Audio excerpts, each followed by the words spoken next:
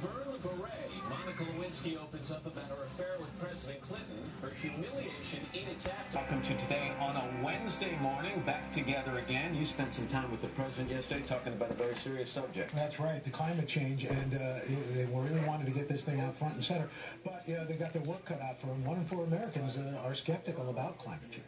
We're going to hear much more about that. Yeah, but we're going to get to our top story, and of course it's millions in the plains in the South dealing with an early taste of summer. That's right. This just weeks after it finally stopped snowing. Well, NBC's Dylan Dreyer is in Wichita, Kansas, where the temperatures will approach 100 degrees again today. Dylan, good morning to you.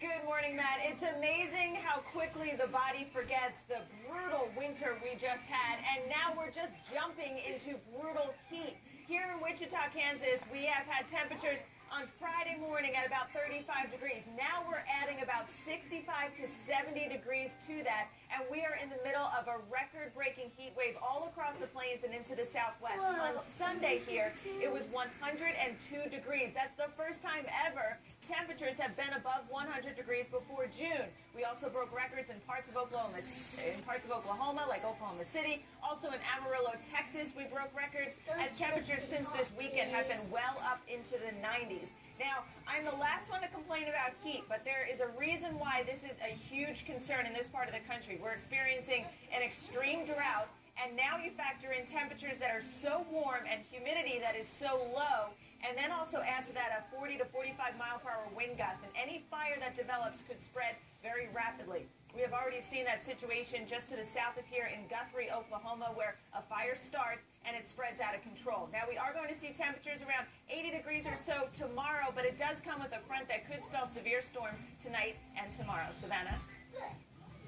All right, Dylan, thank you so much. Meantime, at the top, we mentioned the Obama administration's new report, a dire warning when it comes to the nation's changing climate. And as we mentioned, Al was at the White House, and you had a few moments with the president to talk about it. We did. This report has taken years to complete with input from hundreds of scientists and technical experts. President saying the report's conclusion is clear. If we want to stop climate change, the time to act is now. More dangerous floods. More frequent and powerful storms. Wildfires burning more often with less water on hand to put them out. And on the heels of America's warmest decade, more heat waves and periods of severe drought.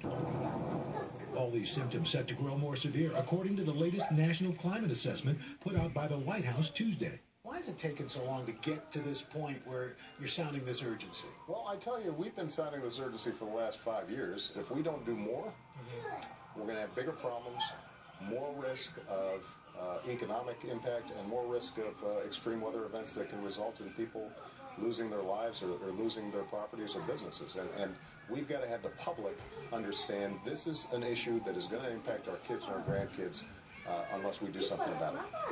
The president says we can start by reducing greenhouse gas pollution. 97% of scientific studies on climate change say global warming is caused by humans. And yet a Gallup poll out last month found that 1 in 4 Americans skeptical of the effects of climate change and think the issue has been exaggerated. Some critics on Capitol Hill agree. This debate shouldn't be about alleviating the guilt complexes of liberal elites. It should be about actually achieving the best outcome for the environment, for energy security, and most importantly for the people we were sent here to represent. Do you think when it comes to the American public that, in a sense, when it comes to climate change, they might actually be ahead in their thinking as opposed to their elected representatives? The public knows this is a problem. They're concerned about it, but they don't know if they can do anything about it. They think it's something in the distant future. And politicians generally, up in Congress, are not going to get out too far in front of the public. And that's why the public's voice has to be heard on this. A delay could be costly. A recent study by the World Bank lists cities around the world with the most to lose economically from rising sea levels. 5 American cities make the top 10. Miami, New York, New Orleans, Tampa, and Boston.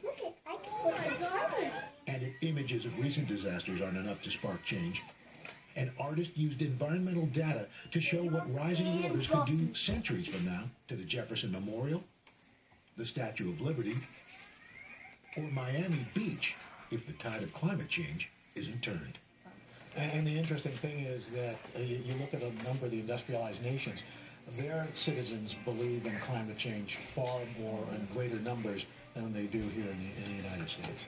A worldwide problem, too. It needs a worldwide response. Al, thank you. All right. Meanwhile, you also spoke to the president about some disturbing images, those kidnappings of those